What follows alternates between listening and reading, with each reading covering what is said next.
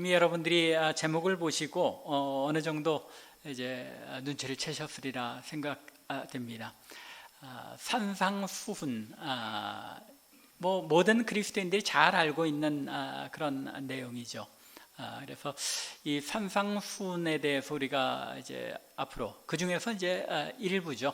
전부 다 살펴보기는 어려울 것 같고, 그래서 이제 서론적으로 팔복에 대해서만 먼저 우리가 살펴볼 텐데, 마태복음 5장부터 7장까지를 가리켜 이제 산상수훈이라고 부르는 이유, 여러분들 대부분 아실 텐데 혹시 모르는 분들 계실지 몰라서 이제 말씀드리면, 이 영어로는 Sermon on the Mountain이라고 그러죠. 그래서 산상 설교라고도 하는데, 어떤 사람들은 이것이 설교라고, 그리고 어떤 사람들은 이제 이것이 예수님의 가르침이다 해서 산상에서, 산 위에서 베풀어 가르치신 교훈이다. 그래서 산상수훈 또는 아주 보화와 같은 가르침이다 해서 산상보훈, 그렇게 부르기도 합니다.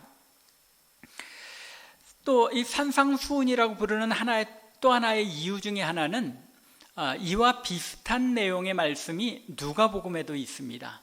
누가복음 6장 20절부터 23절에 보면 이 마태복음 이 팔복의 내용과 거의 동일한 내용을 이제 패러프레이즈라고 하죠. 이렇게 다시 이렇게 요약 설명하듯이 그렇게 짧게 기록했는데, 그 가르침을 누가는 뭐라고 기록하고 있냐면, 그 가르침을 예수님께서 평지에서 가르치셨다. 그래서 누가복음에 있는 그 가르침은 평지수훈이라고 말씀합니다. 그래서 마태복음에서는 산에서 가르쳤고 누가는 평지에서 가르쳤기 때문에 평지수훈과 구별하는 의미에서도 이 마태복음의 말씀을 산상수훈이라고 부르는 것입니다. 그런데 이 마태복음과 누가복음의 이 가르침이 같은 내용이냐 아니면 서로 다른 때에 가르치신 것이냐 하는 그런 논쟁이 좀 있어 왔습니다. 그런데 사실은 크게 문제가 될 것이 없는 것이, 우리가 아는 것처럼 이 산상수훈의 가르침은 예수님의 가르침 중에서 가장 중요하고 가장 핵심적인 가르침입니다. 그렇다면 예수님께서 단 한 번만 가르치셨겠느냐? 그렇지 않겠죠. 때에 따라서 필요할 때마다 제자들에게 또는 군중들에게 이 말씀을 가지고 가르치셨을 것입니다. 그리고 그 구체적인 내용을 잘 비교해 보면 사실은 누가복음과 마태복음이 여러 모습에서 좀 다른 게 드러납니다. 그리고 그 내용에서도 또 주변 환경에서도 다른 모습이 나타난 것을 볼 때에 이 누가복음의 기록은 조금 더 나중에, 마태복음의 이 기록이 예수님이 공생애를 시작한 지 얼마 되지 않은 초기에 선포하신 말씀인데, 그에 비해서 누가복음의 그 평지수훈은 그저 한 1년 정도 후에 평지에서 가르친 말씀이라고 일반적으로 그렇게 받아들입니다. 이 산상수훈이라는 것, 사실은 우리 모두가 알고 있는 것처럼 너무나도 중요한 말씀이죠. 기독교 신앙의 가르침 중에 가장 기본적인 시작점이기도 한 동시에 또한 가장 완성된 모습이기도 합니다. 시작과 끝이라고 할 수 있겠죠. 그렇게 본다면 기독교 신앙의 모든 것이라고 해도 될 만큼 이 산상수훈의 중요성은 큰 것입니다. 그래서 많은 사람들이 그저 이 산상수훈을 단순히 산상수훈이라고 하지 않고 기독교 신앙의 대헌장, 이 영국의 마그나카르타라고 그러죠. 그러니까 영국의 이 대헌장이 있듯이 모든 국민이 지키고 따라야 할 그런 중요한, 헌법 중에서도 가장 중요한 그런 내용을 가리켜 대헌장이라고 하듯이, 이 기독교 신앙에서 기독교인들이 따라야 할 가장 중요한 삶의 원리를 가르치고 있다고 해서 기독교 신앙의 대헌장이라고 이제 이름을 부르기도 하는 것입니다. 그 가운데서 이 5장부터 7장이 산상수훈의 전부라고 말씀드렸는데, 3장밖에 되지 않지만 사실은 굉장히 방대한 그런 삶의 원리들을 담고 있습니다. 그리고 또 너무나도 중요한 것이기 때문에 기독교 신앙의 초기부터 오늘날까지 교회의 역사상 수많은 이 산상수훈에 대한 연구와 설교집과 또는 논문들, 그런 것들이 계속 나왔었습니다. 누적된 양이 엄청나고, 어떤 목사님들은 이 산상수훈의 이 강해만, 설교만 책으로 서너 권까지 쓰기도 하고, 그렇게 많이 이제 설교되어지고 연구되어진 것이 산상수훈이기도 합니다. 이처럼 내용이 방대하기 때문에 전부 다 살펴보려면 시간이 굉장히 많이 소요될 것 같습니다. 제가 이렇게 대략적으로만 생각해봐도 이 산상수훈 전부를 강해를 한다면 한 1년 가까이 소요되지 않을까 싶습니다. 그래서 우리가 그렇게 무리해서 긴 시간 살펴보기보다는 조금 잘라서 산상수훈을 첫 번째 파트, 두 번째 파트, 세 번째 파트 이런 식으로 나눠서 조금 시간 간격을 두고 살펴보는 게 좋지 않을까 싶어서 오늘 그 첫 번째 산상수훈의 첫 번째 강해를 시작하는데, 이번에는 첫 번째 일부로서 팔복에 대해서만 살펴보도록 하겠습니다. 어떤 의미에서 산상수훈이 기독교 신앙의 삶을 가장 축약한 그런 요약적인 내용이기도 하지만, 그 산상수훈 전부를 요약적으로 대표하고 있는 것이 바로 또한 팔복입니다. 그래서 이 팔복의 내용을 살펴보고자 하는데, 오늘은 그 첫 시간으로 이 산상수훈 전체의 서론이라 할 수 있는 4장 23절부터 5장 2절의 말씀을 가지고 이 앞으로 펼쳐질 산상수훈이, 그리고 또 팔복이 어떤 의미를 지니는 것인가, 또 그것이 왜 중요한 것인가, 오늘의 말씀을 근거로 해서, 이 서론의 말씀을 근거로 해서 함께 생각해 보기로 하겠습니다. 오늘 이 읽은 본문의 말씀에 의하면 산상수훈이라는 것은 단순히 삶의 원리만을 강조한 그런 삶의 원리의 차원을 넘어서서 이 말씀은 하나님 나라의 임박함, 하나님 나라가 이미 임하였음을 선포하는 말씀인 것을 알 수 있습니다. 왜냐하면 이 4장 23절부터 25절, 그리고 더 나아가서는 5장 2절까지가 이 사실은 마태복음, 더 나아가서는 예수님 사역 전체에 대한 요약이라고 할 수 있습니다.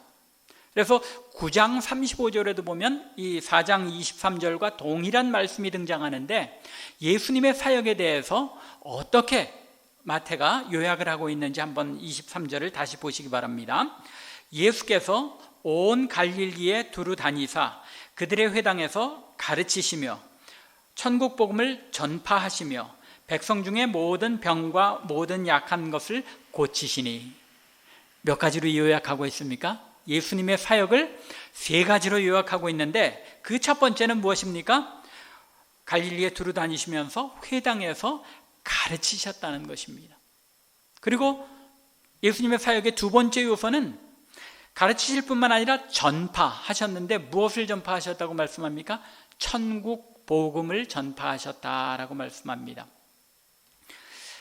여기서 여러분들이 천국이라는 그 단어에 대해서 잠깐 이제 생각해 볼 필요가 있는데, 마태는 이 마태복음 전체에서 하나님 나라를 하나님 나라라고 부르지 않고 천국이라고 부릅니다. 그래서 Kingdom of Heaven 이라고 영어로는 표현하는데, 다른 복음서나 또 신약성경 전체에 보면 하나님의 나라, Kingdom of God이라고 표현을 하는데, 마태는 God이라는 단어를 쓰지 않고 Heaven이라는 단어를 씁니다. 왜 그러냐면은, 어떤 사람들은 그래서 이 마태가 천국이라고 한 것과 또 다른 복음서에서 하나님의 나라라고 한 것이 의미가 조금 차이가 있다, 그렇게 보기도 하는데, 그렇지는 않습니다. 왜냐하면 마태가 Kingdom of Heaven, 천국이라고 표현하는 이유는 왜 그러냐면, 이 마태복음을 받아보는 수신자들이 유대인이었기 때문에 그렇습니다. 여러분들이 옛날 성경 공부할 때 기억나시는지 모르겠지만, 유대인들은 하나님의 이름을 직접 부르는 것을 꺼려했습니다. 왜요? 하나님의 이름을 망령되이 일컫지 말라라고 사계명이 있기 때문에 하나님의 이름을 함부로 부르기를 원치 않았고, 심지어는 God, 하나님이라는 그런 단어조차도 사용하기를 꺼려했습니다. 그래서 우리 한국에서 공무원들이 대통령을 얘기할 때 뭐라 그럽니까? 요새 VIP라고 또는 VVIP라고 이제 상징적으로 표현하죠. 윗사람, 그런 식으로 표현하기도 합니다. 직접 대통령이나 대통령 이름을 뭐 어떤 댓글들에서는 막 하기도 합니다만, 좀 존중을 나타내고 공경을 나타내기 위해서 사용하는 게 VIP니 그런 상징적인 표현을 사용합니다. 그것처럼 유대인들은 하나님의 이름을 직접 표현하기보다는 천국, 하늘이라는 그런 표현을 사용해서 절대적인 존재인 하나님을 대신했습니다. 그래서 마태는 자신의 독자들이 유대인이기 때문에 그 유대인들에게 함부로 Kingdom of God 해서 하나님의 나라라고 표현하기보다는 하늘에 있는 왕국, 천국이라고 표현하고 있는 것입니다. 그런데 이 천국에 관한 복음을 예수님께서 어떻게 하셨다고요? 전파하시고 선포하셨다는 것입니다. 이것이 예수님의 사역의 특징입니다. 예수님의 사역의 특징의 세 번째는 무엇이라고요?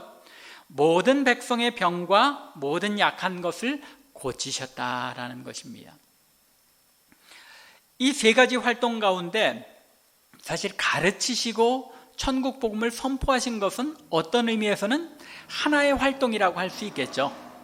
예수님께서 하나님의 말씀, 구약의 하나님의 말씀들을 가르치시는 그런 목적이 어디에 있습니까? 나중에 누가복음 24장에 보면 우리가 알 수 있는 것처럼 그 모든 것이 예수님께 성취되었다라는 것을, 즉 천국이 임하였고 예수님을 통하여 그 천국이 도래했다 하는 것을 설명하기 위해서 가르치신 것이기 때문에 가르침과 천국 복음의 선포는 거의 동일한 그런 활동으로 볼 수 있습니다. 그래서 마태복음 8장에서도 이 예수님의 사역을 이제 8장 1절 이하에서 요약하고 있는데, 거기에서는 누가가 뭐라고 요약을 하냐면 예수님께서 이 가르치심과 병 고치심이라는 이 두 가지 내용으로 요약을 합니다. 그래서 예수님의 활동은 가르치고 선포하는 것, 거기에 한 부분이 있었고 또 한 부분은 이제 병 고침에 있었다는 겁니다. 그런데 성경을 우리가 자세히 살펴보면 병 고침은 예수님께서, 그리고 또 사도들도 역시 병 고침은 무엇 때문에 행합니까? 병 고침 자체가 목적이었던 적이 한 번도 없습니다. 병 고침은 왜 나타나냐면 예수님께서 가르치시고 선포하신 하나님의 나라가 이미 임하였다는 것을 증거하는 증거로서 이 병 고침을 일으키시는 것입니다. 하나님 나라가 어떤 것입니까? 하나님의 통치가 이루어지는 완전한 나라입니다. 마치 태초에 하나님께서 천지를 창조하셨을 때처럼, 에덴 동산처럼 병도 없고 또 악한 일도 없는, 그리고 죄악도 없는 완전한 곳, 그곳이 하나님의 나라잖아요. 그렇기 때문에 하나님의 나라가 임하였다는 그 증거는 병까지도, 인간의 연약함과 또 죄로 말미암아 나타난 그 모든 부조리한 결과들이 다 사라진다는 곳, 그곳이 바로 천국인 것을 알려주시기 위해서 그 맛보기로 병을 낫게 하신다는 것입니다. 병을 낫게 하셨지만 그들이 나중에 결국은 죽습니까? 안 죽습니까? 나사로도 죽음에서 살리심을 받았지만 결국은 죽습니다. 그렇기 때문에 결국은 하나님의 나라의 맛보기일 뿐인 것이지, 그 사람들이 살리심을 받았고 병이 낫다고 해서 다시는 병에 걸리지 않는다거나 영원한 삶을 사는 것은 아니라는 것이죠. 그렇기에 병 고침의 목적은 무엇이라는 것입니까? 하나님 나라가 이미 임하였음을 증거하고 입증하기 위한 그런 방편으로 예수님께서 모든 종류의 병을 고치셨다는 것입니다. 하나님 나라가 이미 임하였다는 것이 예수님의 이 사역의 핵심이라는 것입니다. 그러면 하나님의 나라가 이미 임하였다는 것, 여러분들이 아시는 하나님의 나라는 어떻습니까? 천국은 여러분들이 앞으로 갈 것입니까? 지금 여러분들이 살고 있는 곳입니까? 조금 혼동이 오죠. 하나님의 나라가 무엇인지를 정확하게 알아야 할 필요가 있다는 것입니다. 하나님의 나라라는 것, 그것은 사실은 이 마태복음 3장, 4장 이렇게 쭉 그 서술해 나가는, 기록하는 그 기록 방법에서도 사실은 암시되어 있습니다. 왜냐하면 마태복음 3장에 보면 3장 마지막에 예수님께서 세례를 받으시죠. 그리고 나서 이제 공생애를 시작하시는데 무엇으로 시작하십니까? 사탄에게 시험을 받는 일로 시작하십니다. 그리고 나서는 그 시험 이후에 비로소 천국 복음을 선포하고 하나님의 나라가 임하였다라고 선포하시는 것입니다. 왜 그런 과정을 통해서 마태가 무엇을 의도한 것일까요?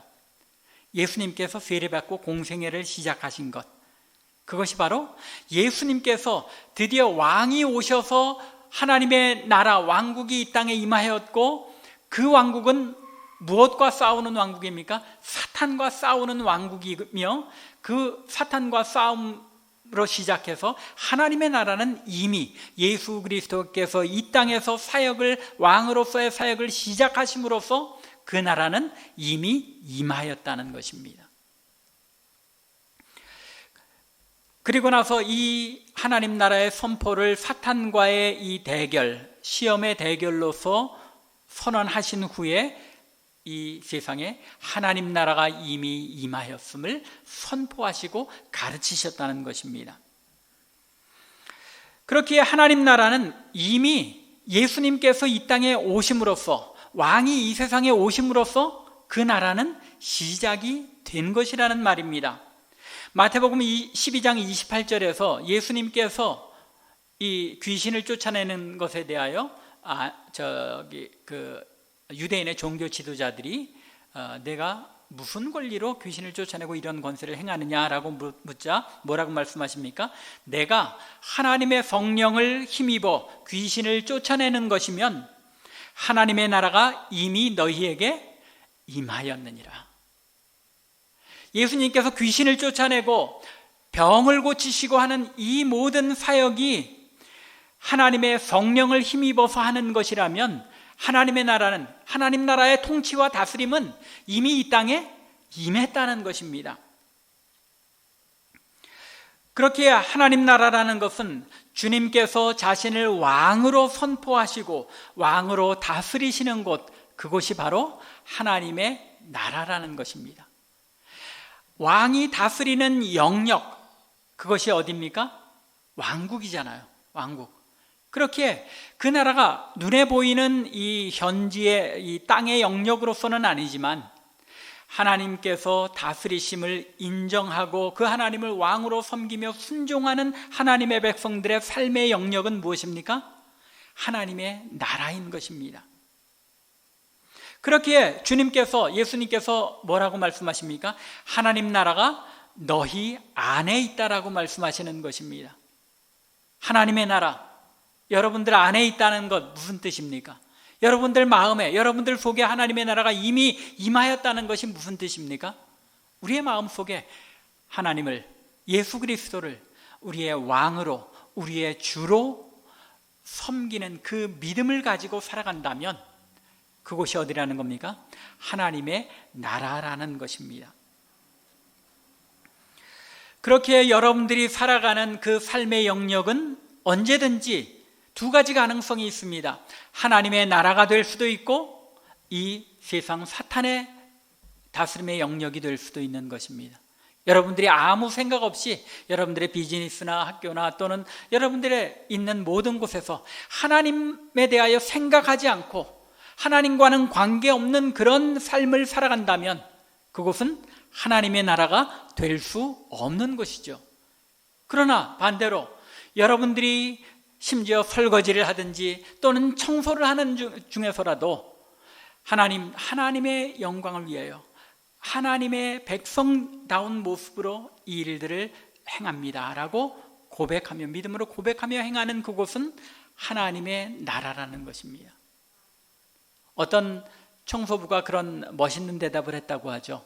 자신은 이 길거리를 쓸고 있는 이 청소하는 이 일이 하나님께서 지으신 그 지구의 한 부분을 내가 깨끗하게 한다 하는 그런 기쁨을 가지고 이 일을 합니다. 하나님의 나라입니까? 아닙니까? 하나님의 나라라는 것입니다. 남편이 남편으로서, 아내가 아내로서 하나님 나라와 같은 가정을 이룬다는 것, 어떤 것입니까? 하나님께서 가장에게 주신 그 책임과 또 믿음으로 가정을 이끌어가는 그 책임을 하나님, 내가 오늘도 이 일을 잘 믿음으로 감당하게 하옵소서 하고 믿음으로 하루를 살아간다면 그 가정이 어디가 되는 겁니까? 하나님의 나라인 것입니다. 그래서 우리가 오늘 이따가 찬양도 하겠습니다만 내 영혼의 은총 입어 주 예수와 동행하는 그곳이 어디입니까? 하나님의 나라인 것입니다. 우리의 매일매일의 삶이 하나님의 나라일 수 있고 하나님 백성의 삶일 수도 있다는 것입니다. 그러나 반대로 심지어 교회조차도 하나님의 나라로서의 모습을 잃어버릴 수가 있습니다. 어떤 때 그렇습니까? 교회가 교회다운 모습이 아니라 세속적인 모습으로 세상 사람들이 하는 그런 방법대로 교회를 이끌어간다 하면 그곳은 하나님의 나라일 수 없다는 것입니다. 왕이신 예수 그리스도를 우리의 마음에 모시고 섬기며 살아가는 곳, 그곳이 하나님의 나라이기 때문에 하나님의 나라는 우리 안에 이미 존재한다는 것입니다. 이미 임하였다는 것입니다. 우리가 예수를 주로 왕으로 고백하는 삶을 살아간다면. 그러나 그와 동시에 이 하나님의 나라는 앞으로 임할 나라이기도 합니다. 하나님의 나라는 앞으로 임할 나라이죠. 왜 그렇습니까? 예수님께서 다시 오실 때에, 재림하실 때에 사탄의 세력을 완전히 심판하시고 온 우주 만물이 예수 그리스도만을 영광 돌리는 그런 세상으로 하나님께서 변화시키실 때에 그 나라는 완전한 하나님의 나라, 지금은 불완전한 하나님의 나라라는 것이 아니라 그때에는 하나님의 통치가 사탄의 모든 세력까지도 완전히 굴복시키는 통치가 이루어지고 또 계시록에서 언급하는 것처럼 새 하늘과 새 땅이 임하여 하나님께서 통치하는 곳이기에 그때 완전한 하나님의 나라가 우리 가운데 이루어진다는 것입니다. 그렇게 하나님의 나라는 두 가지 내용을 다 담고 있죠.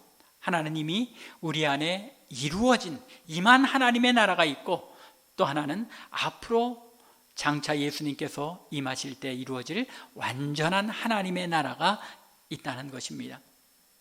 그런 의미에서 이 산상수훈은 예수님께서 오심으로써 그리고 이 구원 사역을 시작하심으로써 하나님의 나라가 임하였음을 선포하는 내용, 하나님 나라 백성들의 삶이 이러해야 한다는 것은 무엇을 전제로 하는 것입니까? 하나님 나라가 이미 임하였음을 전제로 하기 때문에 이 산상수훈의 가르침은 하나님 나라가 이미 임하였음을 선포하는 그런 내용이라는 것입니다. 또한 이 산상수훈은 하나님의 나라를 선포할 뿐만 아니라 하나님의 나라 백성됨이라는 것, 하나님의 나라 백성이 된다는 것이 어떤 의미인지를 우리에게 알려주는 그러한 가르침이기도 합니다. 팔복과 산상수훈의 가르침은 하나님의 백성이 어떻게 살아야 하고 그 삶에 어떤 모습이 나타나야 하는지를 알려주기 때문에 하나님 나라 백성됨에 대한 선포라는 것입니다. 5장 1절의 말씀은 산상수훈이 이미 하나님의 나라 백성이 된 사람들을 위한 말씀이라는 것을 알려주고 있습니다. 산상수훈은 여러분들 꼭 기억하십시오. 이 세상 사람들을 위한 것이 아니라 누구를 위한 것이다? 예수 믿는 사람들, 이미 하나님의 백성이 된 사람들을, 신자들을 위한 삶의 원리요 가르침이라는 것입니다. 5장 1절에 보면 예수님께서 무리를 보시고 이미 하나님 나라 백성 무리를 보시고 산에 올라가 앉으시니 누가 나왔다고요? 제자들이 나온지라. 4장 25절에 보면 예수님께서 병을 많이 고치시니까 많은 무리가 예수님을 따라다녔습니다. 병 고침의 기적을 보기 위해서 또는 어떤 사람들은 자신의 병에 낫기 위해서 예수님을 따라다녔습니다. 그런데 그들이 다 하나님의 백성은 아니었다는 것입니다. 천국이 이미 임하였음을 믿는 사람들이 아니었다는 것입니다. 예수님을 주로 왕으로 섬기는 사람들이 아니었다는 것입니다. 그래서 예수님께서 그들을 내버려 두고 무리를 보시고 이제 조금 자신을 산에 올라가서 좀 쉬기 위해서 올라가십니다. 그 올라가셨을 때 누가 나온 겁니까? 제자들. 예수님을 주로 믿고 섬기는 자들이 예수님께 나왔을 때에 주님께서 이 말씀을 가르치셨다는 것입니다. 이미 예수님을 따르고 제자가 되어 천국 백성이 된 사람들을 향해서 천국 백성의 삶이란 어떤 것인지 저들에게 알려주시고 가르치신 것이라는 말입니다. 사실 마태가 아까도 말씀드린 것처럼 예수님의 세례 사건을 기록한 후에 이 산상수훈의 가르침을 기록한 데는 의도가 있습니다. 구약의 이스라엘 백성들을 통해 하나님께서 이루신 하나님 나라와 예수님께서 오셔서 이미 임한 하나님 나라의 사이를 대조하고 대비하고 있는 것입니다. 여러분들이 이 산상수훈 마태복음의 이 초반부를 읽으면서 그런 부분까지 읽어내시기는 어려우실 겁니다. 그러나 이 신학적으로 어떤 의미가 있냐면 이스라엘 백성들이 애굽에서 나올 때 어디를 건넙니까? 홍해를 건너죠. 이 홍해를 건넌 사건을 사도 바울은 고린도전서 10장에서 뭐라고 이야기합니까? 모세의 인도 아래 너희가 다 구름과 바다에서 세례를 받았다라고 표현합니다. 이스라엘 백성들이 홍해를 지난 사건을 뭐로 표현하는 겁니까? 세례 받은 그 사건으로 상징으로 여긴다는 것입니다. 이러한 모습과 비교해서 이 마태는 예수님께서 세례를 받으신 것을 기록한 뒤에 이제 이스라엘 백성들이 홍해를 지난 다음에 어디로 갑니까? 시내산에 도착하잖아요. 시내산에 도착할 때 하나님께서 모세를 산으로 불러 올리셔서 뭘 주십니까? 율법을 주신 겁니다. 그렇게 율법은 하나님께서 이스라엘 백성들을 구원하여 내서 세례받게 하시고 하나님의 백성이 된 후에 저들이 하나님 백성답게 살도록 주신 삶의 원리가 무엇인 겁니까? 율법인 것입니다. 율법을 지켜야 하나님의 백성이 된 것이 아니라 무엇인 겁니까? 하나님의 백성이 됐기 때문에 하나님의 백성다운 삶을 살기 위해서 너희들이 이 율법을 가지고 거룩하게 행하여라 라고 주신 것이 율법이라는 것입니다. 즉 이스라엘 백성들이 출애굽하여 하나님의 나라가 되었을 때에 율법을 주셨던 것처럼 예수님께서 세례를 받으신 후에 어디 올라가셨다고요? 산에 올라가셨어요. 시내산에 모세가 올라갔던 것처럼 산에 올라가셔서 거기에서 뭘 지금 주시는 겁니까? 하나님의 백성이 살아야 할 삶의 모습을 선포하시는 것입니다. 구약의 이스라엘이 하나님의 나라가 되었던 것과 같이 예수님께서 이스라엘 백성들에게 하나님의 백성들에게 천국이 임하였음을, 하나님의 나라가 임하였음을 선포한 뒤에 그 하나님의 백성된 사람들에게 무엇을 주시는 겁니까? 너희가 하나님의 백성답게 이렇게 살아야 한다. 이러한 삶의 모습이 너희 가운데 나타나야 한다라고 이 산상수훈을 주신 것이라는 말입니다. 그런 의미에서 이 산상수훈은 아주 엄중한 그런 말씀입니다. 구약의 하나님 나라와 신약의 예수님으로 인하여 임하게 된 하나님 나라가 어떻게 대조되는지를 보여주며 모세보다 더 위대한 선지자이시며 메시아이신 주님께서, 하나님께서 이 예수 그리스도를 통하여 하나님의 백성의 삶의 원리가 무엇인지를 선포하신 것, 그것이 무엇이라고요? 산상수훈이고 또한 그 모든 것의 요약이 팔복이라는 말입니다. 더욱이 이 가르침이 얼마나 중요한 가르침인지를 강조하기 위해서 이 마태는 2절에서 이렇게 표현합니다. 1절과 2절에서 산에 올라가 앉으셔서 2절에 보면 입을 열어 가르치시되라고 말씀합니다. 산에 올라가 앉으셨다는 것, 이것이 아주 독특한 의미를 지니는데, 왜냐하면 복음서에는 예수님의 가르침에 대해서 많이 언급하고 있지만 예수님께서 제자들과 길 가면서 가르치신 일들이 굉장히 많이 있습니다. 그 종려주일이 지나고 난 다음 날 예수님께서 제자들과 함께 예루살렘 성에 올라가면서 무화과나무를 저주하시죠. 그리고 내려오면서 무화과나무가 저주받아서 이제 말라버린 것을 보고 제자들이 묻자 그걸 계기로 예수님께서 길 가면서 제자들에게 가르치십니다. 뿐만 아니라 누가복음 24장에도 보면 예수님 부활 이후에 실망한 제자들이 엠마오로 걸어가고 있을 때 그 엠마오 도성에 예수님께서 나타나셔서 모든 하나님의 말씀을 풀어 가르치셨다고 말씀합니다. 길 가면서 가르치셨다는 말이죠. 그런데 마태는 오늘 이 산상수훈에 대해서는 예수님께서 산에 올라가 앉아서 입을 열어 가르치셨다고 말씀합니다. 이게 어떤 의미를 지니냐면 이 유대인들의 그런 전통에서 회당에서 랍비들이 공식적인 가르침을 가르칠 때에는 서서 가르치지 않고 앉아서 가르칩니다. 권위 있는 그런 선생이 가르칠 때 항상 자리에 앉아서 가르쳤다는 것입니다. 그리고 그 유대인들의 전통에 따라서 예수님께서 앉아서 이 말씀을 가르치셨다는 이야기는 굉장히 중요한 공식적인 선포요 가르침이었다는 것을 의미한다는 얘기입니다. 또한 입을 열어 가르쳐 이르시되라는 이 표현은 사실은 구약의 전통이나 이런 신약의 내용들을 볼 때 자주 등장하는 표현이 아닙니다. 이것은 권위 있는 선생이 가르치거나 하나님의 말씀을 받은 선지자들이 입을 열어 선포하는 것을 나타낼 때 이런 표현이 사용됩니다. 그렇기 때문에 사도 마태가 이 마태복음을 기록할 때, 산상수훈을 기록할 때 예수님께서 앉으셨다, 입을 열어 가르쳐 이르셨다라는 이 표현은 굉장히 중요한 가르침을 예수님께서 선포하셨다라는 것을 공공연하게 드러내고 있다는 것입니다.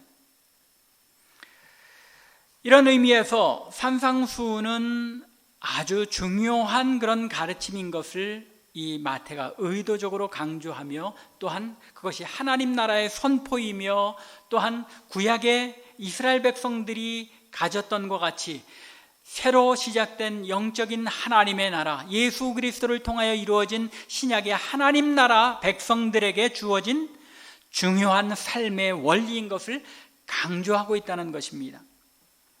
그런 의미에서 산상수훈은 이미 기독교인인 사람들한테 요구되는 엄중한 삶의 원리라는 것입니다.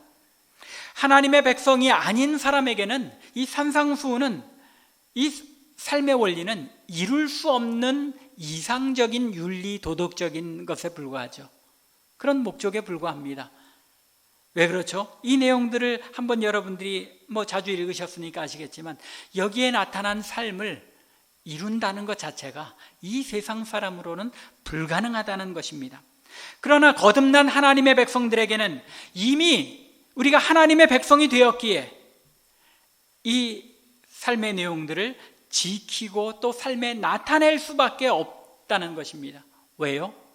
우리는 근본적으로 우리의 존재가 변화되었기 때문이라는 것입니다. 여러분들, 과연 내가 이 산상수훈의 말씀들을 지킬 수 있는 변화된 사람인가 아닌가, 한번 여러분들의 중생의 경험을 돌아보시기 바랍니다. 여러분들이 회개하고 거듭나게 되었을 때 여러분들이 가졌던 그 참 기쁨, 중생의 체험, 그때 여러분들의 상태는 심령이 가난했습니까? 안 했습니까? 심령이 가난했습니다.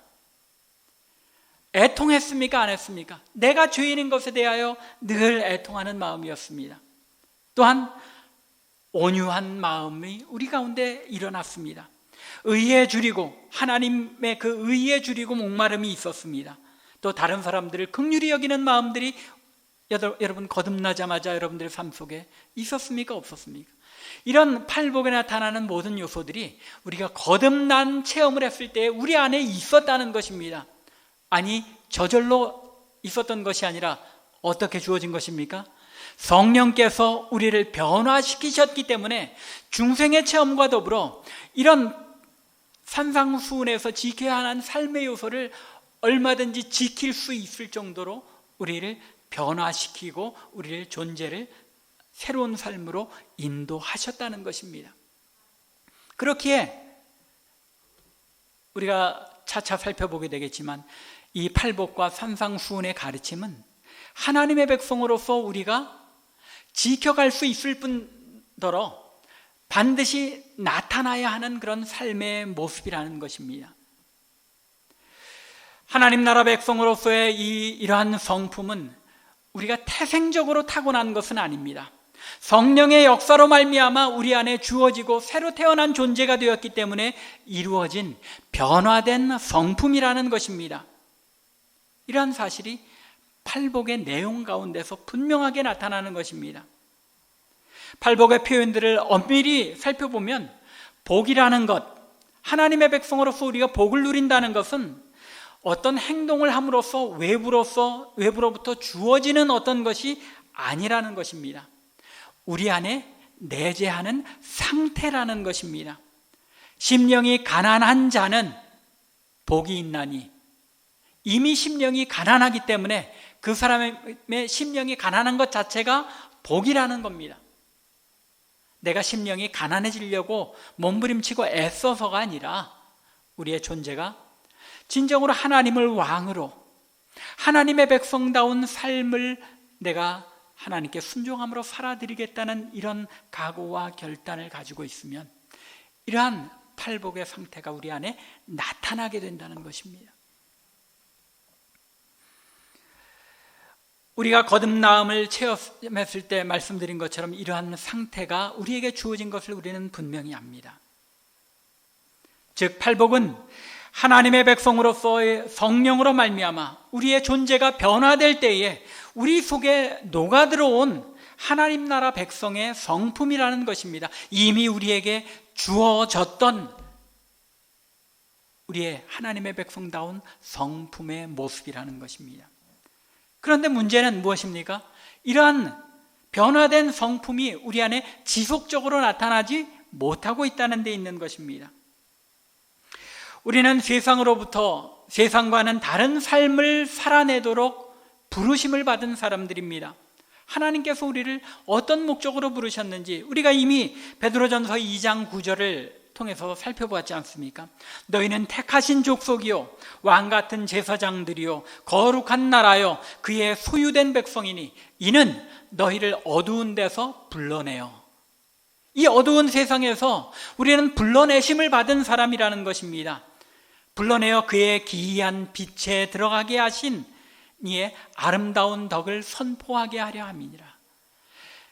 우리가 하나님의 백성으로서 하나님의 백성다운 기이한 빛에 거룩한 삶으로 우리가 부르심을 받고 그 부르심의 아름다움을 선포하도록 우리는 하나님께서 이 세상으로부터 불러내신 존재라는 것입니다. 세상과는 다르게 살아야 하는 존재라는 것입니다. 그런데 이 일을 우리가 이루지 못하고 있기 때문에 이 세상으로부터 우리가 손가락질을 받고 또 세상이 교회가 교회다움, 성도가 성도다움이 무엇이냐라고 우리에게 반문하는 것입니다. 로마서 12장 2절에 사도 바울이 뭐라고 말씀합니까? 너희는 이 세대를 본받지 말고 오직 마음을 새롭게 함으로 변화를 받아 하나님의 선하시고 기뻐하시고 온전하신 뜻이 무엇인지 분별하도록 하라. 그 분별함으로 나타나는 삶의 모습이 무엇이라는 겁니까? 팔복의 삶이고 산상수훈의 삶이라는 것입니다. 팔복과 산상수훈이 바로 이 세상과는 다른 삶의 모습이 우리에게 이미 주어졌고 우리는 이것을 살아내야 하며 또 우리의 삶 속에는 이것이 나타날 수밖에 없는 존재임을 우리에게 알려주고 있는 것입니다. 우리의 존재의 모습 가운데 나타나야 할 하나님 나라 백성으로서의 가장 기본적인 모습인 동시에, 왜 기본적인 모습입니까? 우리가 거듭날 때 우리에게 이 모습이 이미 주어졌기 때문에, 하나님의 백성이 되었다는 것은 이미 이 산상수훈에 예수님께서 또 하나님께서 요구하시는 이 삶의 모습이 주어졌다는 것입니다. 그러면서 또한 동시에 하나님의 백성으로서의 삶의 완성된 모습이 이 팔복과 산상수훈에 나타난 우리의 삶의 모습이라는 것입니다. 따라서 팔복에 나타난 하나님 나라 백성의 삶의 모습은 각 사람의 성품의 특징이나 자질에 따라서 이 8가지 가운데 어느 하나가 나타나는 것이 아닙니다. 이 팔복의 모든 모습이 총체적으로 하나님의 백성들에게는 드러나고 나타나야 한다는 것입니다. 애통하는 모습이 나타나야 하고, 온유한 모습이 나타나야 하고, 긍휼한 여기는 모습이 나타나야 하고, 의에 주려 목마른 자의 모습이 우리 안에 하나의 인격의 모습으로 나타나야 한다는 것입니다. 이러한 팔복이 우리가 이번에 살펴보는 가운데 왜 우리는 이러한 삶을 살 수밖에 없는지, 또한 살아낼 수 있는지 확인하는 그런 시간들이 되기 바랍니다. 이 세상에서 우리가 그러한 삶을 살아내지 못했기에, 하나님께서 우리를 거룩한 하나님의 백성으로 불러낸 그런 삶의 모습을 드러내지 못했기에 교회 안에 세속적인 모습들이 들어오고 하나님 나라가 온전하게 선포되고 이루어지지 못하였다는 것입니다. 그렇지 않습니까? 교회조차 교회다운 모습을 잃었기 때문에 하나님 나라, 그 하나님 나라가 이 세상에 선포되기는 보다는 세상 나라, 사탄의 세상에 함몰되어가는 모습이 교회의 모습 아니었습니까? 이러한 모습을 우리가 극복해내고 우리 자신이 하나님 백성다운 삶의 모습을 나타내기 위해서 이번 우리가 팔복을 앞으로 여러 주간에 걸쳐 살펴볼 때에 나의 것으로 삼을 수 있기 바랍니다. 우리의 삶 속에 이러한 모습을 드러내기 위하여 기도하며 무릎 꿇는 그런 시간들이 될 수 있기 바랍니다. 그래서 진정으로 이 세상 속에 하나님의 백성다운 삶을 드러내며 하나님 나라가 이 땅에 이루어졌음을 온 세상에 선포하는 능력 있는 하나님의 백성의 삶을 감당하는 저와 여러분들, 우리 참빛교회 되기를 주님의 이름으로 간절히 축원합니다. 기도드리겠습니다.